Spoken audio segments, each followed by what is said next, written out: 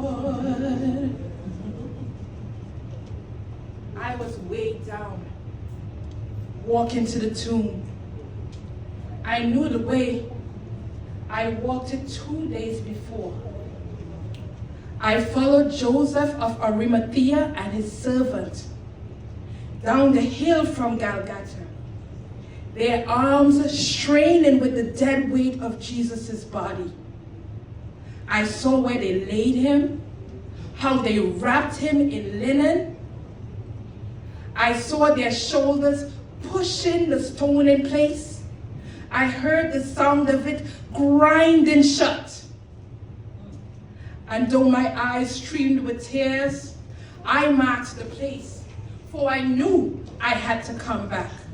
And on the first day of the week, I came, arms full of aromatic oils and spices, cinnamon, cassia, myrrh, all my resources pooled into a fragrant offering. One last service for my King. I walked down the dark path, the sky now beginning to lighten. But what I saw in the dimness, it wasn't the way that I left it.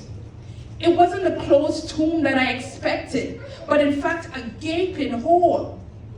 Astonished, I walked closer to have a look. Jesus' body was not there. Someone had gotten there before me. But how could this be? Grave robbers? One act of blasphemy against my Savior? Had Pilate changed his mind? And was Jesus' corpse now hanging in shame for all to see? I dropped my spices and I went to find the disciples. Peter and John raced back with me. But upon entering the tomb, they just confirmed my findings. Jesus' body was not there. We stood there for a while, our hands resting on the giant stone. Confusion was written all over our faces. They left, but I remained, gathering up all those spices. I looked over again towards the tomb, but this time it wasn't dark. A bright light now shone from the tomb. 2 angels now stood where Jesus' body was. They asked me, "Mary, why do you weep?" Why do I weep? Why do I weep? And then a voice came from behind me. It was that of the gardener. He too inquiring about my tears. Man, all I wanted to do was find Jesus' body so I can do what I came here to do. Mourn him properly and anoint him with these spices. Where is Jesus? Where is he? I demanded. He said my name.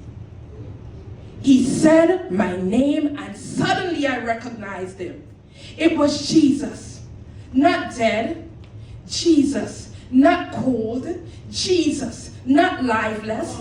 Jesus, not long gone forever. No, it was Jesus, alive, standing in front of me, looking me in my eyes. My heart about stopped as I reached out to hold him, see if he was real, touchable, Jesus in the flesh. He spoke of my God, he spoke of your God, and suddenly it all became real to me.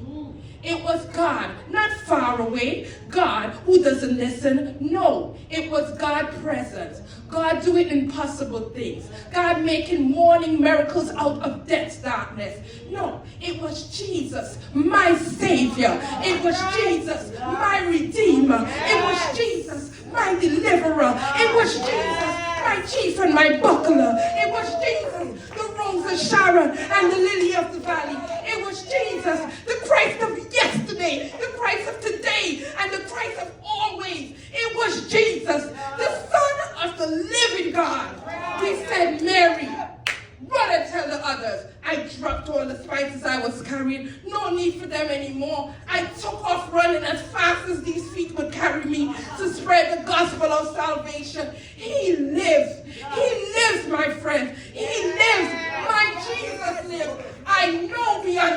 shadow of a doubt, my Jesus, he lives. That's right.